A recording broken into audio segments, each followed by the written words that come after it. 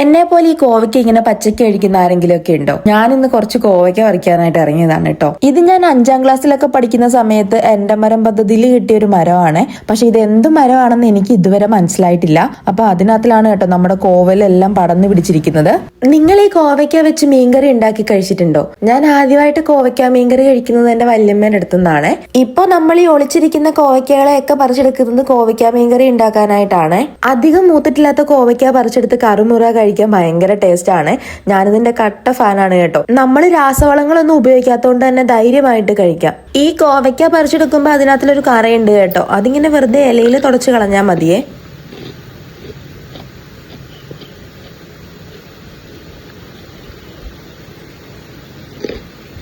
അങ്ങനെ നമ്മൾ കോവയ്ക്ക മീൻകറി ഉണ്ടാക്കാനുള്ള കോവയ്ക്കൊക്കെ പറിച്ചു കഴിഞ്ഞിട്ടുണ്ട് കേട്ടോ. അപ്പോൾ ഞാൻ കോവയ്ക്ക മീൻകറി എങ്ങനെയാണ് ഉണ്ടാക്കുന്നത് എന്നുള്ളത് അടുത്ത വീഡിയോയിൽ കൊടുത്തേക്കാം.